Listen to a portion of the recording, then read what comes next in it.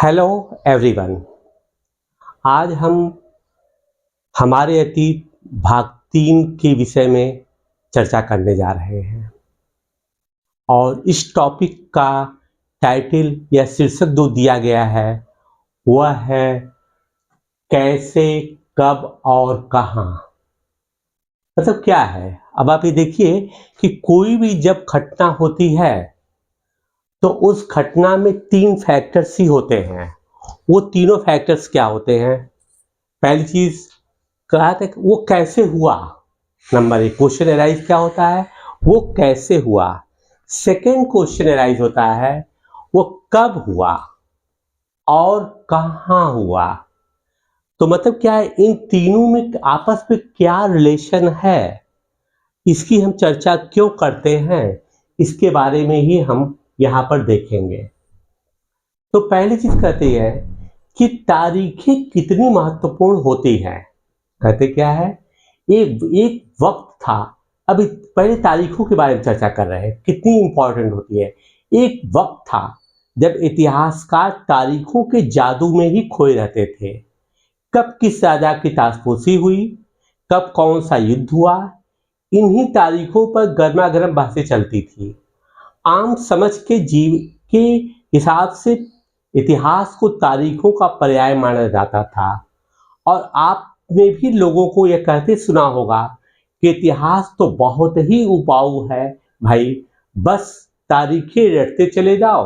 क्या इतिहास के बारे में यह धारणा सही है?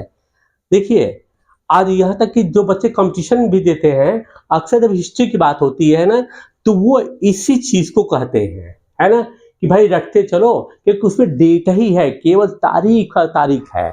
लेकिन वो कहता है क्या ये हमारा सोचना सही है? तो वो उसी चीज को आपके सामने रखने जा रहा है कि क्या वो चीज सही है। अब देखिए, कहते क्या है कि इसमें कोई शक नहीं कि इतिहास अलग अलग समय पर आने वाले बदलावों के बारे में ही होता है। इसका संबंध इस बात से है कि अतीत में चीजें किस तरह की थी और उनमें क्या बदलाव है। जैसे ही हम अतीत और वर्तमान की तुलना करते हैं, हम समय का जिक्र करने लगते हैं। हम पहले और बाद के की चर्चा करने लगते हैं। तो अब चक्कर ये है कि पहले और बाद क्या है, ये समय चक्र को बता रहा है कि ये समय किस समय घटना हुई थी। तो उसके बाद जब परिवर्तन हुआ है तो वो परिवर्तन किस समय हुआ है। तो उसी कारण से हम तिथियों पे डेट्स हमारे लिए बहुत इंपॉर्टेंट होते थे और उन्हीं की हम चर्चा करते थे। लेकिन अब आगे देखते क्या कहते हैं। कहते हैं रोजमर्रा की जिंदगी में हम अपने आसपास की चीजों पर हमेशा ऐतिहासिक सवाल नहीं उठाते। हम चीजों को स्वाभाविक मानकर चलते रहते हैं, मानो जो कुछ हमें दिख रहा है वो हमेशा से ही ऐसा ही रहा होगा। लेकिन हम सबके सामने कभी कभी अचंभे के क्षण आते हैं।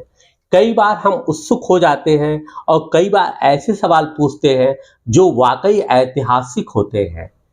किसी व्यक्ति को सड़क के किनारे चाय के घूंट भरते देखकर आप इस बात पर हैरान हो सकते हैं कि चाय या कॉफी पीने का चलन शुरू कब से हुआ होगा। रेलगाड़ी की खिड़की से बाहर झांकते हुए आपके जहन में यह सवाल उठ रहा सकता है कि रेलवे का निर्माण कब हुआ। रेलगाड़ी के आने से पहले लोग दूर दूर की यात्रा किस तरह कर पाते थे। सुबह सुबह अखबार पढ़ते हुए आप यह जानने के लिए उत्सुक हो सकते हैं कि जिस जमाने में अखबार नहीं छपते थे, उस समय लोगों की चीजों की जानकारी कैसे मिलती थी। अब वो ये का बता रहे हैं कि देखिए, आमतौर पे क्या होता है कि हम किसी काम को करते हैं तो उस पर ये नहीं ध्यान देते हैं कि वो चीजें कब और कहाँ से शुरू हुई हैं। हम उसको नॉर्मल में भी लेते हैं। नहीं, कभी कभी अचानक ये प्रश्न उठ जाता है कि यार ये चीज कैसे हुई होगी, तो जब कैसे हुई होगी, तो पहले होता है कि कब हुई और कैसे हुई, किस स्थिति में हुई। तो अब ऐसे घटनाक्रम को जानने के लिए हमें तिथि की आवश्यकता पड़ती है कि आखिर ये कब से शुरू हुआ होगा।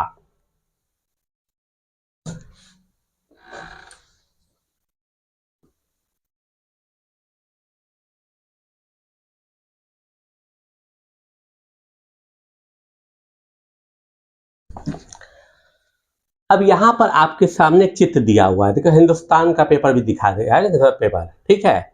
चित्र ब्राह्मण ब्रिटेनिया को है ना शास्त्र भेंट कर रहे हैं। जेम्स रेनल द्वारा तैयार किए गए पहले नक्शे का आवरण चित्र 1782 रॉबर्ट क्लाइव ने रेनेल को हिंदुस्तान के नक्शे तैयार करने का काम सौंपा था। देखिए हिंदुस्तान का नक्शे करने की बात कर रहे हैं, है ना।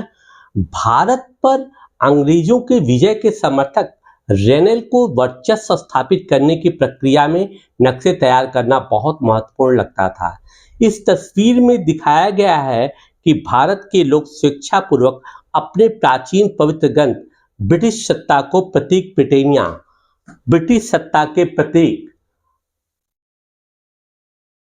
ब्रिटेनिया को सौंप रहे हैं, मानो वे उसे भारतीय संस्कृति की रक्षा के लिए आने का आग्रह कर रहे हैं। अब आप इसको देखिए, इस नक्शे को देखिए कि इसमें क्या किया जा रहा है कि ये हमारे ब्राह्मण हैं, ये ब्रिटेनिया जो ब्रिटिश सत्ता का प्रतीक है उनको दिखाया जा रहा है कि यह इनके मतलब क्या है वर्चस्व को स्वीकार कर रहे हैं और ये माना जा रहा है कि हमारा संपूर्ण जिम्मेदारी इन्हीं की है और हमारे सभी कार्यों को इस अच्छी तरीके से ब्रिटिश सत्ता का जो प्रतीक है यही कर सकते हैं। और इसके बारे में बताते हैं कि कहते हैं यहाँ पे इंपॉर्टेंट पॉइंट देखिए क्या है, इंपॉर्टेंट पॉइंट क्या, ब्राह्मण ब्रिटेनिया। अब ब्रिटेनिया क्या है, ब्रिटेनिया को कह रहे हैं कि पवित्र ग्रंथ, अपने प्राचीन पवित्र ग्रंथ ब्रिटिश सत्ता की प्रतीक ब्रिटेनिया, ब्रिटिश सत्ता की प्रतीक ब्रिटेनिया। अब वो इसी को यहाँ पर एक्सप्लेन कर रहे हैं कि ब्रिटिश सत्ता के प्रतीक है, इनको ब्राह्मण अपना प्राचीन ग्रंथ दे रहे हैं, माना कि ये मान रहे हैं कि इनकी वजह से ही इनका वजूद कायम रह सकता है और इनके धर्म और साहित्य की रक्षा करने में कौन सक्षम है, सिर्फ और सिर्फ ब्रिटिशर्स, वो उनको दिखा रहा है। ठीक, अब दूसरी बात यह है कि यह मेजर जेम्स रेनल कौन थे, इनके बारे में देखिए हम बताते हैं। जिसको कि क्लाइव ने जो है रॉबर्ट क्लाइव ने कहा कि तुम भारत का नक्शा तैयार करो, तो मेजर जेम्स रेनल को इस बात का बहुत ही गर्व रहता था कि हम ब्रिटिश के लोग भारत पर अधिकार करें और ज़्यादा से ज़्यादा दूरी तक और संपूर्ण, और भारत के लोग काफ़ी पिछड़े हुए हैं, हमें इन पे शासन करने का अधिकार है और हमें इन पे वर्चस्व कायम करना चाहिए। तो अब आइए थोड़ा सा देखें कि ये मेजर जेम्स रेनल के बारे में भी जान लें, जो कि इसमें नहीं दिया है।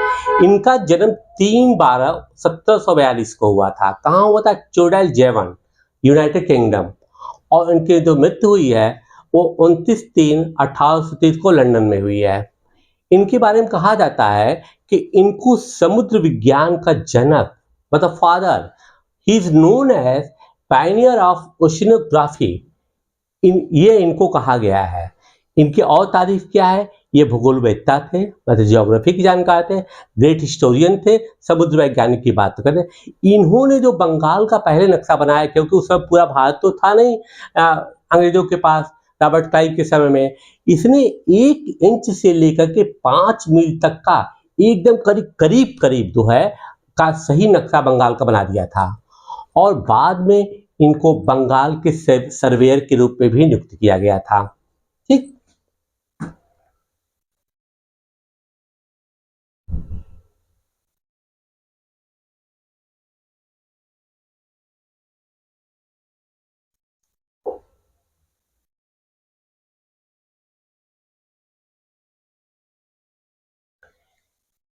अब कहते हैं कि ये सारे ऐतिहासिक सवाल हमें समय के बारे में सोचने के लिए प्रेरित कर देते हैं। समय को हमेशा साल या महीनों के पैमाने पर ही नहीं देखा जा सकता। कई बार ऐसी प्रक्रियाओं के लिए कोई तारीख या तय करना वाकई गलत होता है, जो एक लंबे समय तक चलती रहती है। भारत के लोगों ने अचानक एक दिन सुबह सवेरे चाय पीना शुरू नहीं कर दिया था। इसका स्वाद धीरे धीरे ही इनकी जुबान पर चढ़ा था। इस तरह की प्रक्रियाओं के लिए कोई स्पष्ट तिथि नहीं हो सकती थी। इसी तरह हम ब्रिटिश शासन को स्थापना के लिए भी कोई एक तिथि नहीं बता सकते। वो वही कह रहे हैं कि जो तिथि की बातें हमारे पास थी, पहले इतिहासकार इस मामले में उलझ जाते थे।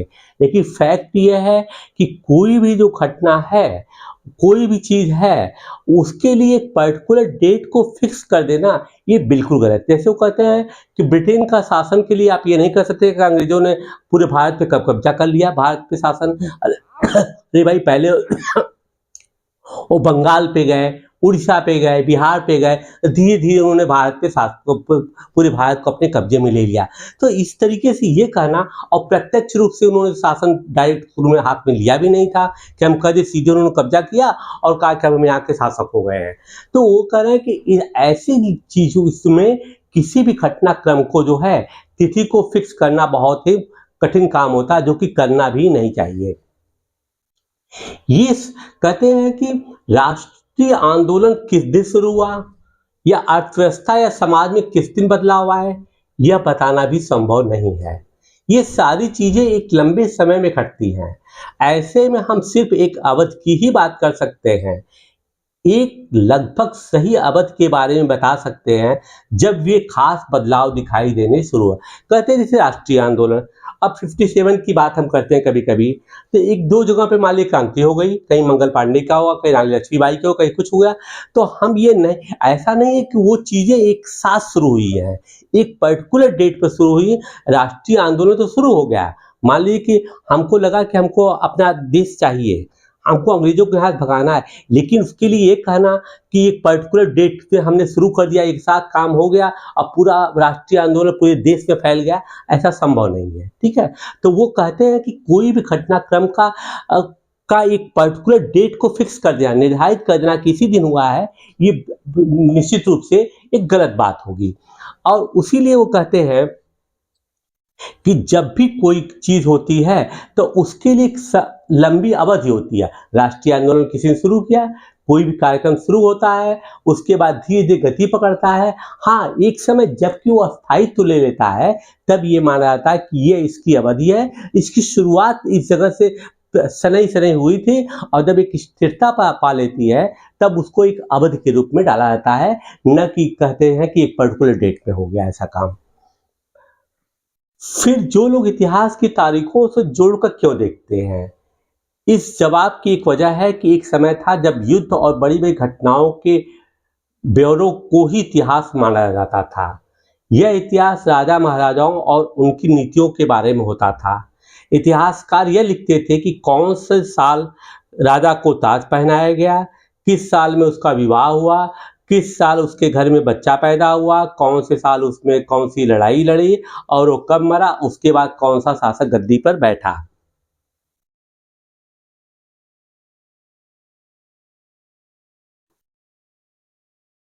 इस तरह की घटनाओं के लिए निश्चित तिथि बताई जा सकती है, और इस तरह के इतिहासों में तिथियों का महत्व बना रहता है। जैसा कि पिछले 2 साल के इतिहास की किताबों में आपने देखा कि अब इतिहासकार बहुत सारे दूसरे मुद्दों और दूसरे सवालों के बारे में भी लिखने लगे हैं। वे इस बात पर ध्यान देते हैं कि लोग किस तरह अपनी रोजी रोटी चलाते थे, वे क्या पैदा करते थे और क्या खाते थे, शहर कैसे बने और बाजार किस तरह फैले, किस तरह रियासतें बनी, नए विचार पनपे और संस्कृत और समाज किस तरह से बदले। वो ये कहते हैं कि देखिए भाई, पहली चीज ये था कि जो राजाओं के लोग का इतिहास लिखते थे, उनके लिए यही महत्वपूर्ण था कि उन्होंने कब हमला किया, कैसे किया। वो किसी बदलाव को के बारे में चर्चा ही नहीं करते थे। जैसे कि एक अर्थव्यवस्था के बारे में बात की जाती है, तो अब अर्थव्यवस्था किसी देश की अगर सुधर गई, तो ये नहीं कह सकते कि इस पर्टिकुलर डेट में उनकी अर्थव्यवस्था खराब थी और आज के डेट में उनकी इकोनॉमी स्ट्रांग हो गई। वो धीरे धीरे होता है यार, वो एक सनई प्रक्रिया, ग्रेजुअल प्रोसेस है।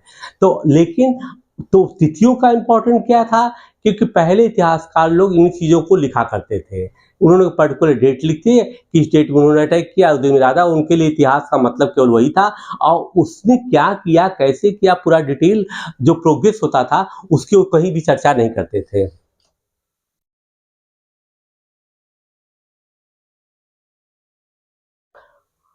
अब देखिए कहते क्या है, विज्ञापनों में भी से भी पसंद नापसंद तय होती है।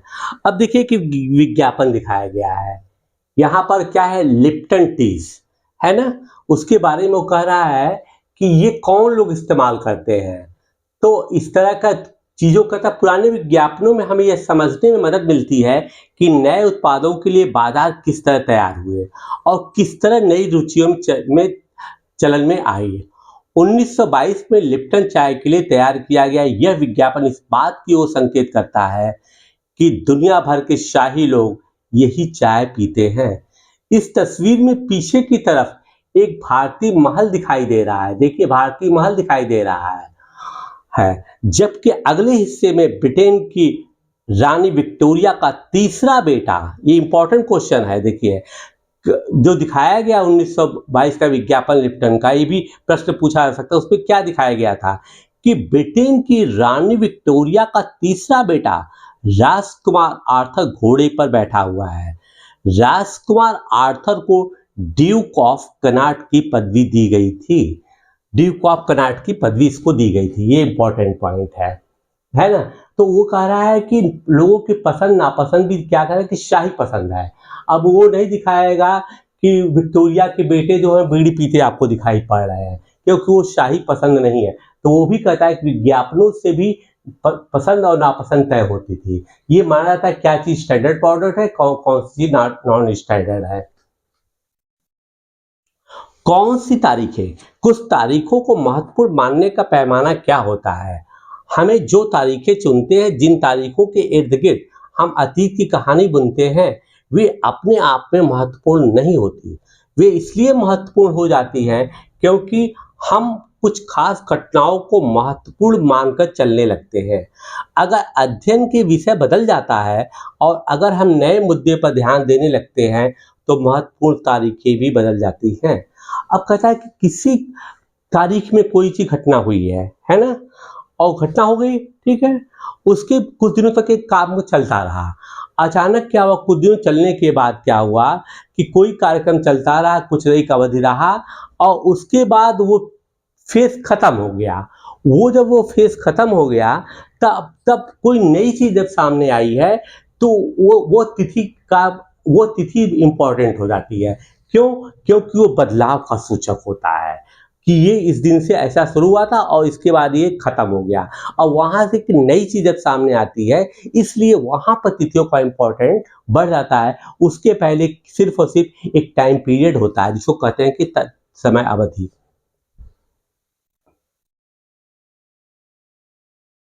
एक उदाहरण पर विचार कीजिए। भारत में ब्रिटिश इतिहासकारों को जो इतिहास लिखे गए उनमें से हर एक गवर्नर जनरल का शासनकाल महत्वपूर्ण है।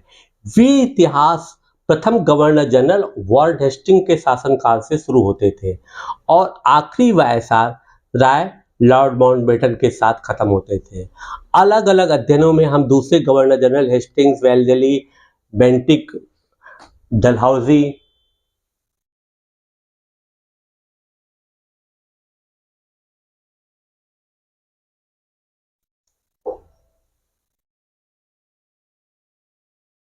Canning, Lawrence, Lytton, Ripon, Curzon, Hardinge, Irwin के बारे में भी पढ़ते हैं। इस इतिहास में गवर्नर जनरलों और वायसरायों का कभी न खत्म होने वाला सिलसिला ही छाया रहता था। इतिहास की इन किताबों में सारी तारीखों का महत्व इन अधिकारियों, उनकी गतिविधियों, नीतियों, उपलब्धियों के आधार पर ही तय होता था। यह ऐसे थे मानो इन लोगों के जीवन के बाहर कोई ऐसी चीज नहीं थी जिसे जानना महत्वपूर्ण हो। इन लोगों के जीवन का क्रम ब्रिटिश भारत के इतिहास में अलग अलग अध्यायों का विषय बन जाता था। अब देखिए यहाँ पर वो कह रहे हैं कि जो ब्रिटिश इतिहासकार हैं वह क्या कर रहे हैं, वह इनका एक इतिहास लिख रहे हैं। तो इनके इतिहास में तिथि क्रम उनके लिए बहुत इंपॉर्टेंट हो जाता है, इसलिए क्योंकि वो उनका कार्यकाल है। हम किसी भी शासक का, किसी भी सत्ता का मूल्यांकन कैसे करते हैं कि वह कब सत्ता में आए और जब सत्ता से हटे हैं तो उनके कार्यकाल में क्या क्या बदलाव आए हैं। तो ऐसे जगहों पे इसीलिए ब्रिटिश इतिहासकारों ने इन लोगों के कार्य का इतिहास जो है तिथिवार लिखा है और उनकी क्या उपलब्धियां थी और क्या उनके गलत डिसीजन थे उसको उन्होंने अपने हिसाब से लिखने की कोशिश किया है। माना कि भारतीय इतिहास के क्रम में इन्होंने सब इनकी अच्छाइयों को ही बताया है, क्योंकि वो ब्रिटिश रूलर थे, ये ब्रिटिश इतिहासकारों का था। क्या हम इसी दौर के इतिहास को अलग अलग ढंग से नहीं लिख सकते? गवर्नर जनरलों के इस इतिहास के चौखटे में हम भारतीय समाज के विभिन्न समूहों और वर्गों की गतिविधियां पर किस तरह ध्यान दे सकते हैं? अब वो कह रहे हैं कि उन्होंने जो ब्रिटिश इतिहासकार हैं, उन्होंने उनके उपलब्धियों को ही दिखाया है।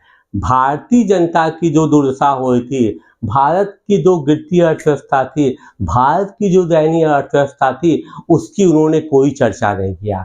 उन्होंने केवल सिर्फ साम्राज्यवाद और उनके उपनिवेशवाद का तो नहीं कह सकते हैं, उन्होंने किस तरह से अपनी पूंजी को बढ़ाया है, किस तरीके से साम्राज्य को स्थापित किया है, केवल उसकी चर्चा कर रहे थे। तो इससे स्पष्ट है कि उनके द्वारा, ब्रिटिश इतिहासकारों के द्वारा जो भी इतिहास लिखा गया है वो निश्चित रूप से परिपूर्ण नहीं है, क्योंकि ब्रिटिश इंडिया में अगर वो सब चीजों की चर्चा करते, ओनली देन हम कह सकते थे कि वो इतिहास है। जब हम इतिहास या कोई कहानी लिखते हैं तो उसे टुकड़ों या अध्यायों में बांट देते हैं। हम ऐसा क्यों करते हैं? ऐसा इसलिए किया जाता है ताकि हर अध्याय में कुछ सामंजस्य रहे। इसका मकसद कहानी को इस तरह का सामने लाना होता है कि उसे आसानी से समझा जा सके और याद रखा जा सके। इस प्रक्रिया में हम सिर्फ उन घटनाओं के बारे में जोर देते हैं जो उस कहानी को पेश करने में मददगार होती है। जो इतिहास गवर्नर जनरलों के जीवन के इर्द गिर्द चलता है, उसमें भारतीयों की गतिविधियों को कोई मायने नहीं रखती। वही चीज मैं कह रहा हूं कि गवर्नर जनरल के जीवन में उन्होंने क्या किया है, लेकिन भारतीयों की गतिविधियों को उन्होंने कहीं भी चर्चा नहीं किया है। तो जाहिर है कि हमें अपने इतिहास का एक अलग खाका बनाना पड़ेगा। इसका मतलब यह कि अब तक जिन तिथियों को महत्वपूर्ण दिया जा रहा था, वे महत्वपूर्ण नहीं रहेंगे। हमारे लिए नई तिथियां महत्वपूर्ण हो जाएंगी। क्यों? क्योंकि हमें भारतीय समाज में जो बदलाव आया है, भारतीय समाज की दशा को किसी भी ब्रिटिश इतिहासकार ने नहीं दिखाया है। तो जब हम अपना इतिहास लिखेंगे तो इन वायसराय या गवर्नर जनरल के कार्यकाल में भारत में क्या बदलाव आया है, क्या हुआ है, उसको लेकर के जब हम इतिहास लिखेंगे तो वो ब्रिटिश इतिहासकारों के इतिहास से निश्चित रूप से भिन्न होगा।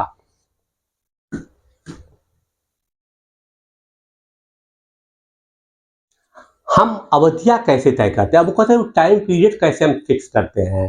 कहते हैं कि 1870 में, इंपॉर्टेंट पॉइंट है, देखिए यहाँ से 17 में स्कॉटलैंड, कहाँ के? स्कॉटलैंड के अर्थशास्त्री और राजनीतिक दर्शक, कौन दार्शनिक, कौन? जेम्स मिल ने, बहुत इंपॉर्टेंट है। 3 विशाल खंडों में a history of British India, British Bharat का इतिहास नामक एक किताब लिखी। ये सब पॉइंट बहुत इंपॉर्टेंट कम से पूछे जाते हैं। इस इतिहास में उन्होंने भारत के इतिहास को हिंदू, मुस्लिम और ब्रिटिश, इन 3 कालखंडों में बांटा था। कालखंडों के इस निर्धारण को ज्यादातर लोगों ने मान भी लिया। क्या आपको भारतीय इतिहास को समझने के इस तरीके में कोई समस्या दिखाई देती है? इतिहास को हम अलग अलग कालखंडों में बांटने की कोशिश क्यों करते हैं? इसकी भी एक वजह है।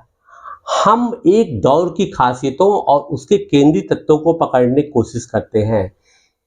इसीलिए ऐसे शब्द महत्वपूर्ण हो जाते हैं जिनके सहारे हम समय को बांटते हैं। ये शब्द अतीत के बारे में हमारे विचारों को दर्शाते हैं। वे हमें बताते हैं कि एक अवध से दूसरी अवध के बीच बदलावों का क्या महत्व होता है। ठीक है, अब देखिए कह रहा है कि जेम्स मिल ने जो है, इसने क्या किया है, इसने इतिहास को ऐसा लिखा है, धार्मिक आधार बना दिया है। जैसे उसने लिखा है कि पहले हिंदुस्तान में हिंदू राज था, फिर उसके बाद मुसलमान राज हुआ, फिर ब्रिटिश आ गया। और तो क्या ये मान सकते हैं कि किसी भी समाज या देश का पूरी चीज को हम धार्मिक आधार पर बांट करके, इसका मतलब तो मान लिया कि हिंदू व्यवस्था है तो सब हिंदू काम होते थे, मुसलमान व्यवस्था है तो सब मुसलमान के काम होते थे, ब्रिटिश व्यवस्था है सब अंग्रेजियों के काम होते थे, लेकिन ऐसा कुछ होता नहीं है। तो इसीलिए वो कह रहे हैं कि हमको इनको ओवरलुक करना, हमको इनको इनकार करना पड़ा कि जो इतिहास की व्याख्या इन्होंने किया है वह ठीक है, उन्होंने चर्चा किया होगा समाज का, लेकिन वो वास्तव में जो इनका वर्गीकरण है हिंदू, मुस्लिम और ब्रिटिश, ये सर्वथा अनुचित है। फिर दूसरी बात कहते हैं कि वास्तव में जब हम इतिहास लिखते हैं तो हम क्या करते हैं, इतिहास में हम ये देखते हैं कि मूल केंद्रीय तत्व को देखते हैं ना। केंद्रीय तत्व का मतलब क्या है कि हम देखते हैं कि इस अवधि में क्या चीज ऐसी थी जो कि बाद में जाकर बदल गई। तो जो चीज केंद्रीय तत्व में है और बाद में जब आपका बदल जाती है तो वो क्या चीज है, तो उस बदलाव को एक अवध के रूप में हम लोग लेकर के चलते हैं।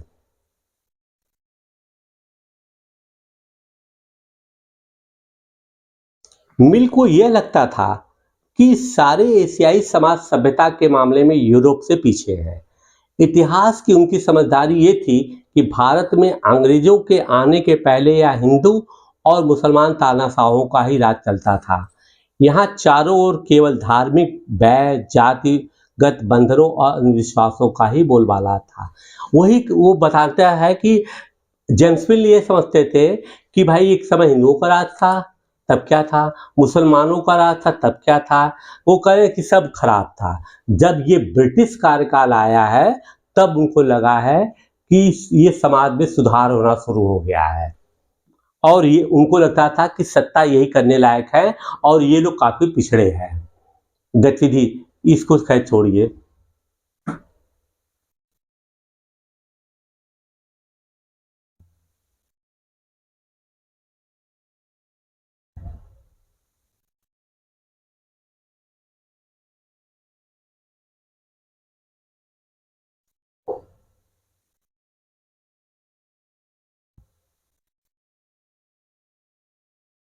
मिल की राय में ब्रिटिश शासन भारत को सभ्यता की राह पर ले जा सकता था।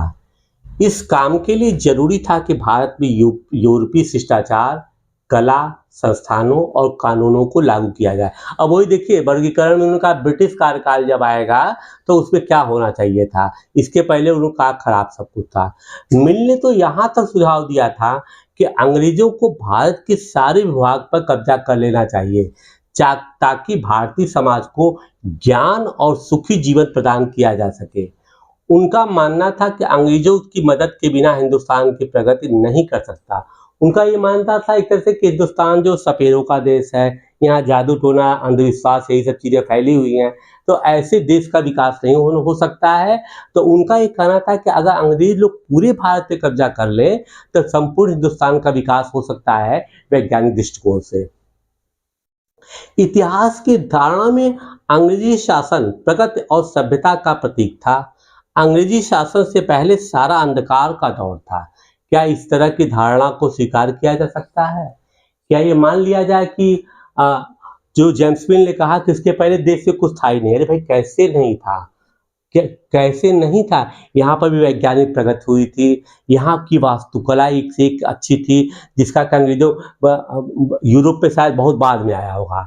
लेकिन उनको अंग्रेजों को सुप्रीम पावर दिखाना था, इसलिए वो अपने आइडियाज को बदलने के लिए इतिहास को इस तरीके से लिखे थे। क्या इतिहास को किसी दौर को हिंदू या मुसलमान के दौर कहा जा सकता है? क्या इन सारे दौरों में कई तरह के धर्म एक साथ नहीं चलते थे? क्या युग को केवल इस समय के शासकों के धर्म के इतिहास से तय करने की जरूरत क्या है?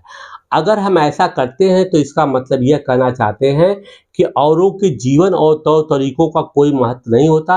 हमें याद रखना चाहिए कि प्राचीन भारत में सारे शासकों का भी एक ही वर्ग नहीं होता था। तो वही कह रहे हैं कि इसका मतलब ये मान लिया जाए, क्या इंपॉर्टेंट पॉइंट क्या है कि केवल यूरोपीय लोग, क्या केवल अंग्रेज लोग ही तौर तरीके जानते थे? केवल अंग्रेज ही ये चीजों को बता सकते थे? केवल उनकी जीवन शैली वो अच्छी थी, औरों की जीवन शैली का कोई महत्व ही नहीं था?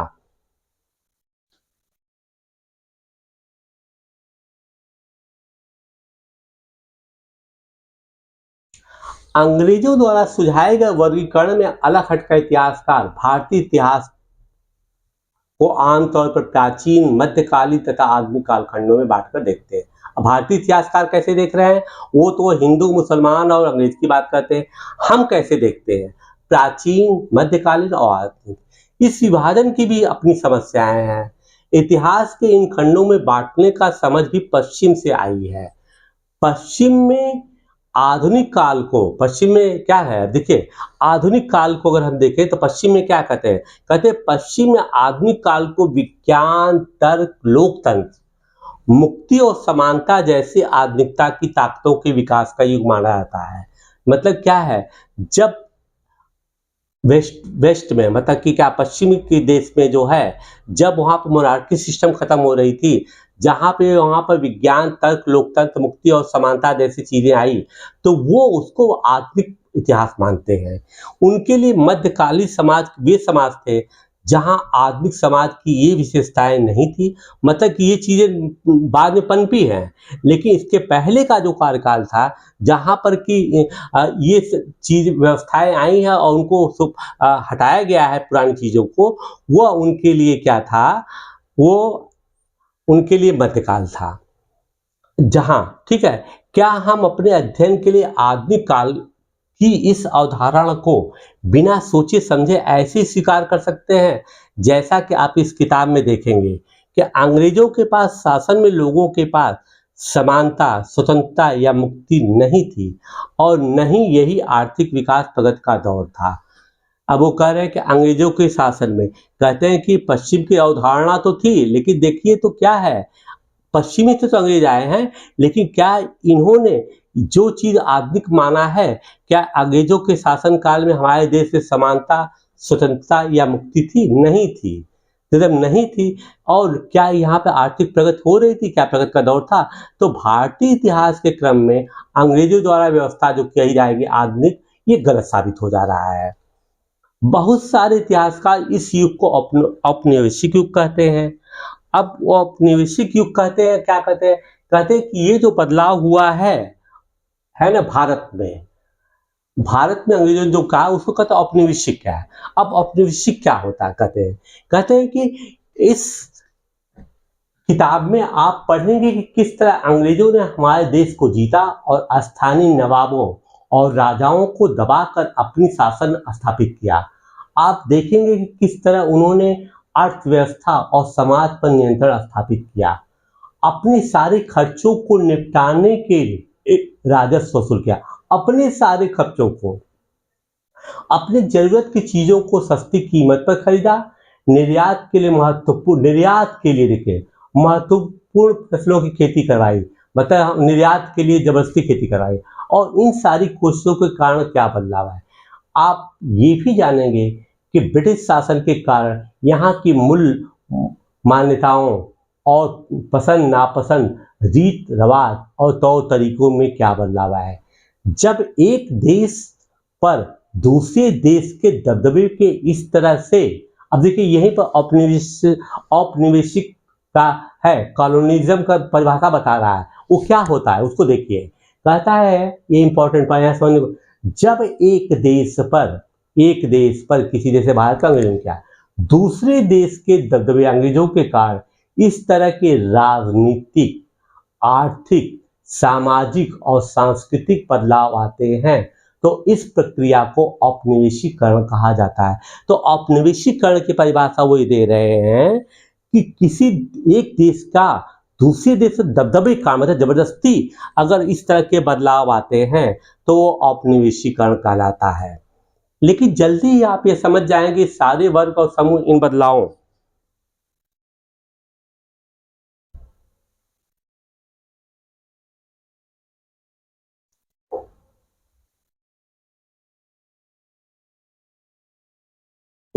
को एक ही ढंग से अनुभव नहीं कर रहे थे। इसीलिए इस किताब को हमारे अतीत यानी कई अतीतों पर केंद्रित नाम दिया गया। हमारे भी कहते हैं कि जब एनसीईआरटी की पहली किताबें आप देखेंगे तो उसमें लिखा था पहले प्राचीन, मध्यकालीन, आधुनिक, लेकिन बाद में लोगों ने सोचा कि नहीं, इसको इस कालखंड में बांधना सही नहीं है, इसलिए फिर से इसमें बदलाव किया गया। क्योंकि अतीत में अतीत 1, अतीत 2, अतीत 3 चला, लेकिन उनका कहना है कि इसको केवल हम अतीत की संज्ञा दे सकते हैं, क्योंकि एक पर्टिकुलर टाइम ऐसा नहीं हम फिक्स कर सकते हैं कि इसमें सारे बदलाव हो गए हैं, इसलिए केवल अतीत शब्द, अतीत ही तीनों हैं, उसको कालखंड में बांट करके हम उसकी चर्चा करते हैं। हम किस तरह जानते हैं क्या है, अब हम कहते क्या है कि भारतीय इतिहास के पिछले 250 साल का इतिहास लिखने के लिए इतिहासकार कौन से स्रोतों का इस्तेमाल करते हैं। प्रशासन अभिलेख तैयार करता है।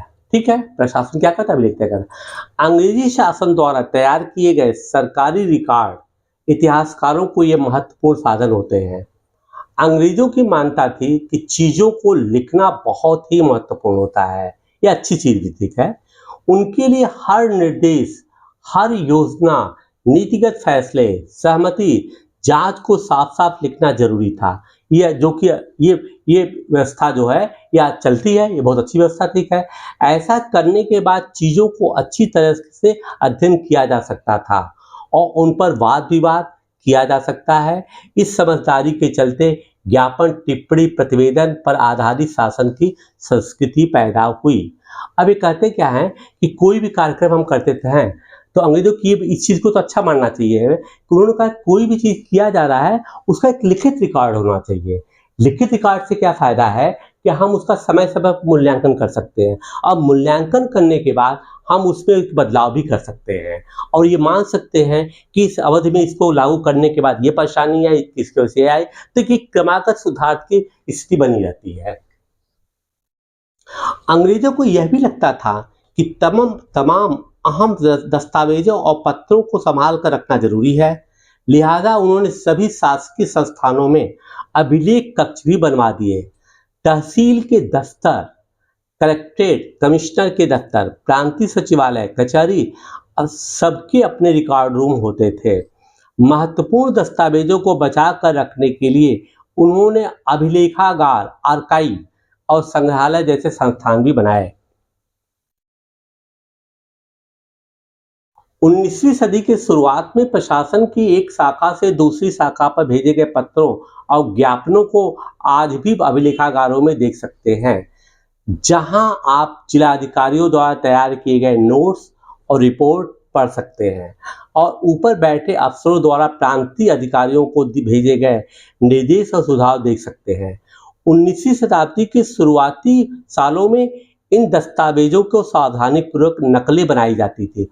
उस समय में फोटोस्टेट बनाने की कोई व्यवस्था नहीं थी, तो कोई भी रिकॉर्ड होता था, कभी होता था कि उस समय कौन सा रिकॉर्ड होता था, उस समय कौन से आदेश पारित किए गए थे, किसने क्या पारित किया था, कैसा, अगर उनको रिव्यू करना हो, उनकी समीक्षा करना हो तो उसको निकाला जाता था। तो मूल रिकॉर्ड जो अभिलेखागार में पढ़ाता रहता था, आर्काइव में, उनकी नकल की जाती थी। कोई उसको एकदम कॉपी करके लाता था, फिर उस पर समीक्षा होती थी। तो उसके बाद थोड़ा और चर्चा हम करते हैं।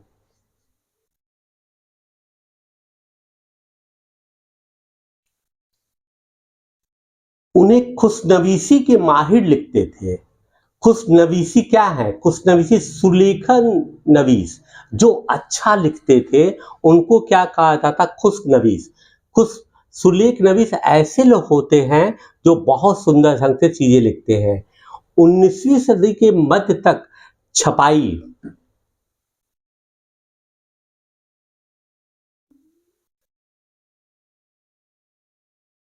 अब आइए उसको चर्चा करने से पहले इसको हम देख लेते हैं क्या है। भारतीय राष्ट्रीय अभिलेखागार आर्काइव की चर्चा 1920 के दशक में बनाया गया। जब यह नई दिल्ली का निर्माण हुआ तो राष्ट्रीय संग्रहालय और राष्ट्रीय अभिलेखागार दोनों ही वायसराय के निवास के नजदीक बनाए गए थे। इससे पता चलता है कि अंग्रेजों की सोच में इन संस्थाओं का कितना भारी मत था। उन्होंने ऐसा इसलिए क्यों किया था, क्योंकि वायसराय गवर्नर जनरल के ऑफिस के पास ही जितने भी आदेश निर्देश प्रसारित होते थे शासन का, वो इनके करीब रखा जाता था, जिससे आवश्यकता पड़ने पर तुरंत आर्काइव से मंगा लेते थे वो, और उसमें क्या चेंज करना, क्या कैसे करना है, उसके बारे में वो उनको तुरंत का तुरंत कुछ नवीस लिख कर दे देते थे और फिर वो अपना वो डिसीजन लेते थे। अब इसके बाद जो है यहाँ पर एक चीज देखिए,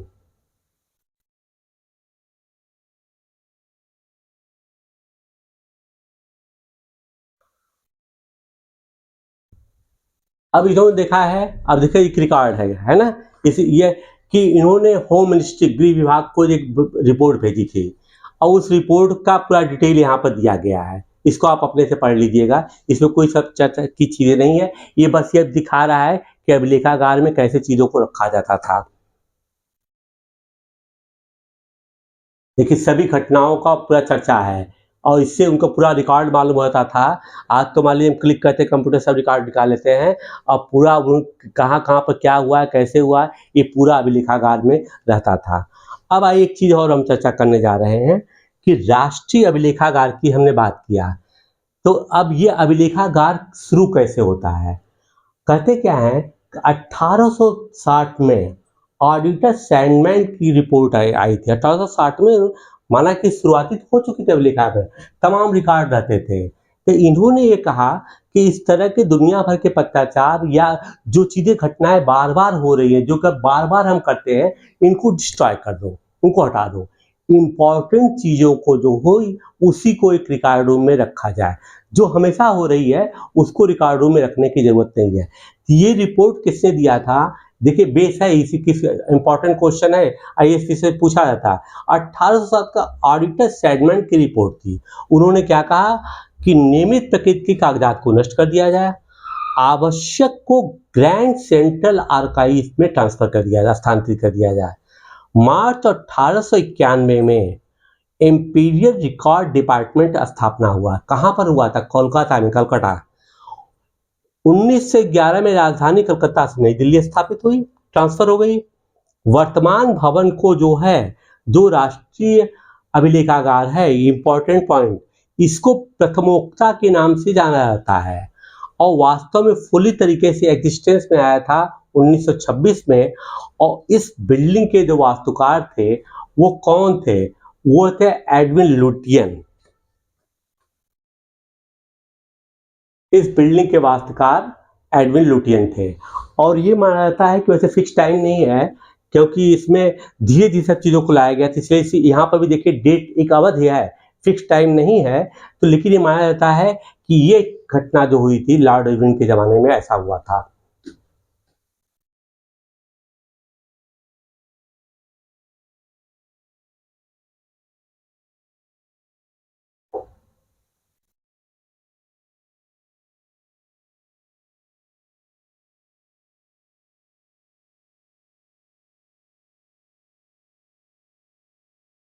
अब आगे कह रहे हैं कि तकनीकी फिर फैले, इस तकनीक के सहारे अब प्रत्येक सरकारी विभाग कार्रवाइयों के दस्तावेजों को कई प्रतियां बनाई जाने लगी।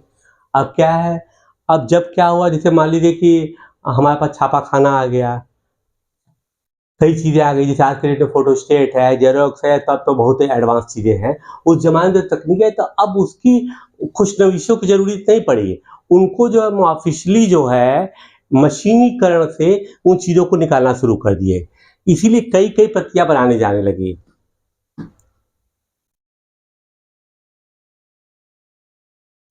अच्छा, अब देखिए शरीफे का पौधा, 1770 का दशक, अंग्रेजों द्वारा बनाए गए इस वानस्पतिक उद्यान और प्राकृतिक इतिहास के संग्रहालयों में विभिन्न पौधों को नमूने और उनसे संबंधित जानकारियां इकट्ठा की जाती थी। इन नमूनों के चित्र स्थानीय कलाकारों से बनवाए जाते थे। अब इतिहासकार इस बात पर ध्यान दे रहे हैं कि इस तरह की जानकारी किस तरह इकट्ठा की जाती थी और इससे उपनिवेशवाद के बारे में क्या पता चलता है। अब यहाँ पर अब आइए, अब देखिए, अब दूसरी चीज पॉइंट क्या है कि सर्वेक्षण का बढ़ता महत्व। औपनिवेशिक शासन के दौरान सर्वेक्षण का चलन भी महत्वपूर्ण होता गया।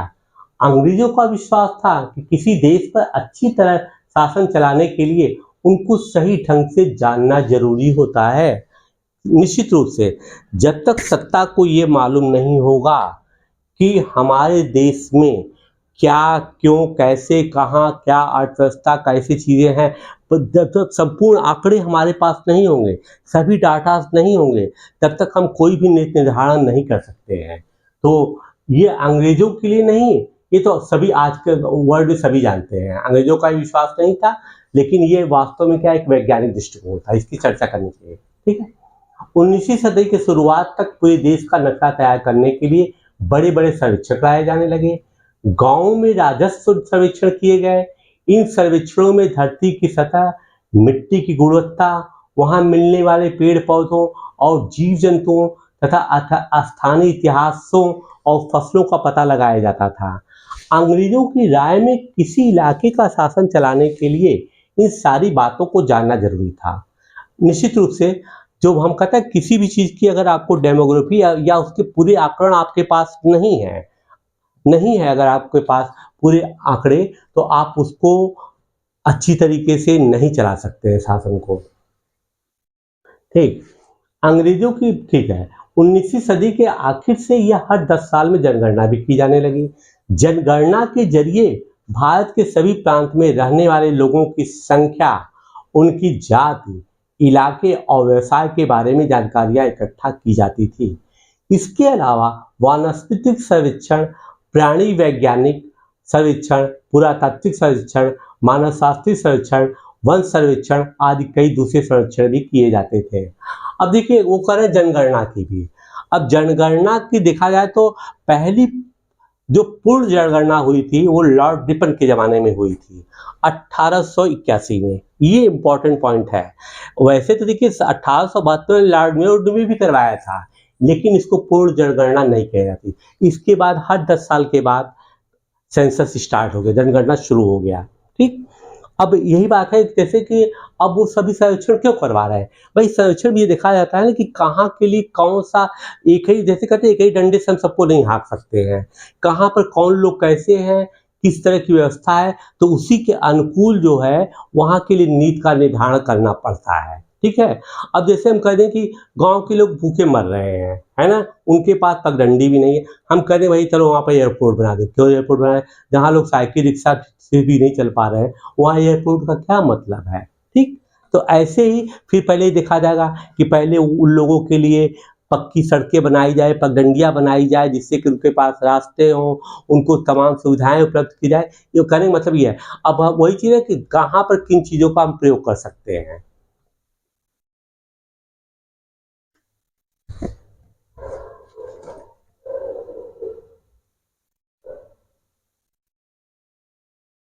अधिकांश रिकॉर्ड से क्या पता नहीं चलता, अधिकृत रिकॉर्ड से कहते हैं।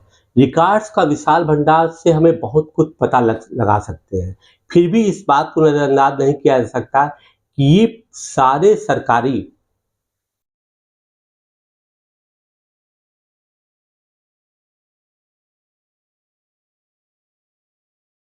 अब देखिए वो आपको एक जेम्स प्रिंसेप ने जो है 1832 का एक चित्र बनाया गया है, जिसमें ये दिखा रहा है कि देखिए लोग सर्वेक्षण कर रहे हैं।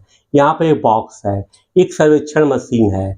अब यहाँ पे क्या है, यहाँ पे डेमोग्राफी नहीं हो रही है। अब यहाँ पे देखा जा रहा है किस तरह की मिट्टी है, किस तरह के वनस्पति हैं, क्या क्या पैदा किया जा सकता है, मिट्टी किस तरह की है, कहाँ पर ढाल है, कहाँ पर सिंचाई नहीं हो रही है। तो वो एक तरह का एक चित्रकार के तौर पे ये चित्र जेम्स प्रिंसेप द्वारा बनाया गया था।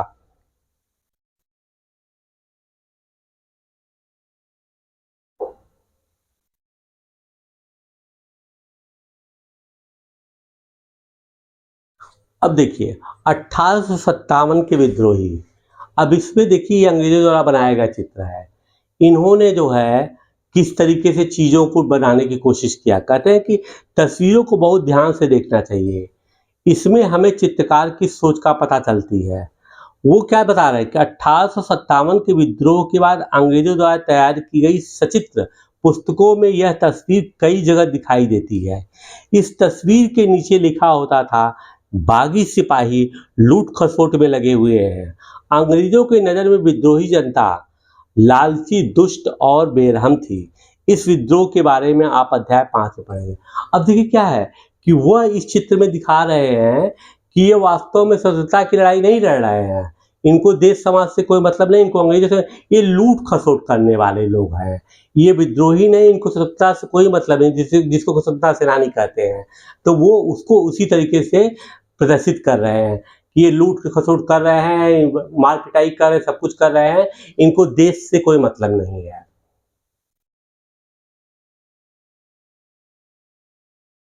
अब देखिए अखबारों से देश के विभिन्न विभागों में चल रहे आंदोलनों का पता चलता है। यहाँ 1946 में हुई पुलिस की एक हड़ताल की खबर दी गई है। खैर इसको थोड़ा हम आगे देखते हैं। हम्म। इससे हमें यह पता चलता है कि सरकारी अफसर क्या सोचते थे, उनकी दिलचस्पी किन चीज़ों में थी और बात के लिए वे किन चीज़ों को बचाए रखना चाहते थे। इन रिकॉर्ड से हमें ये समझने में हमेशा मदद नहीं मिलती है कि देश के दूसरे लोग क्या महसूस करते थे और उनकी कार्रवाइयों की वजह क्या थी। इन बातों को जानने के लिए हमें कहीं और देखना होगा। जब हम ऐसे दूसरे स्रोतों की तलाश में निकलते हैं तो हमें उनकी कोई भी कमी नहीं होती है, लेकिन सरकारी रिकॉर्ड्स के मुकाबले उन्हें ढूंढना जरा मुश्किल साबित होता है। इस लिहाज से लोगों की डायरियां, तीर्थ यात्राओं और यात्रियों के संस्मरण, महत्वपूर्ण लोगों की आत्मकथाएं और स्थानीय बाजारों में बिकने वाली लोकप्रिय पुस्तिकाएं महत्वपूर्ण हो जाती हैं। जैसे जैसे छपाई की तकनीकी फैली, अखबार छपने लगे और विभिन्न मुद्दों पर जनता में बहस भी होने लगी। नेताओं और सुधारकों ने अपने विचारों को फैलाने के लिए लिखा, कवियों और उपन्यासकारों ने भी अपनी भावनाओं को व्यक्त करने के लिए लिखा। अब वो एक घटना की चर्चा कर रहे हैं कि देखिए, अगर अंग्रेजों इस विद्रोह इंसान के लिए खाने लायक नहीं, ठीक है ना, उन्होंने क्या किया, एक घटना को अखबारों का वो बता रहे हैं कि जब अखबार के छपना शुरू हो गए तो अखबारों ने हमारी समस्याओं को कैसे उजागर करना शुरू कर दिया कि इंसानों के खाने के लिए नहीं, कि विद्रोह हुआ। अंग्रेज अगर लिखते तो वो केवल कह रहे थे कि लूट खसोट कर रहे थे, विद्रोह कर रहे थे, लेकिन भारतीय जनमानस ने जब अखबारों में लेखों को लिखना शुरू किया तो वो इन कारणों को दिखाए कि किन कारणों से विद्रोह हुआ है, ठीक है, और उनकी वो चर्चा कर रहे हैं।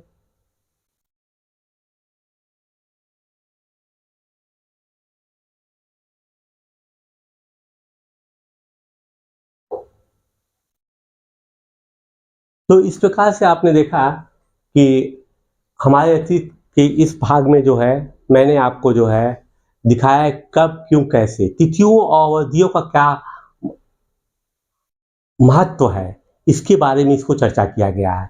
और इतिहास को किस तरीके से अंग्रेजों ने लिखा, उनके लिए क्या इंपॉर्टेंट पॉइंट थे, वो वास्तव में संपूर्ण इतिहास को नहीं लिखते थे क्योंकि वो अपनी उपलब्धियों को दिखाते थे और भारतीयों को नीचा दिखाने का ही बार बार उन्होंने प्रयास किया।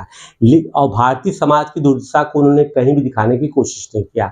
और उन्होंने किस तरीके से इतिहास को कालखंडों में, जैसे जेम्स मिल ऐसे लोगों की बात कर रहे हैं, उसको भारतीय इतिहासकारों ने अच्छी तरीके से सरथा उन्होंने उसको रिजेक्ट कर दिया और इतिहास को अपने तरीके से व्याख्या करने की कोशिश किया है। अगले टॉपिक में हम नई चीज़ को लेकर के आएंगे। Till then bye bye.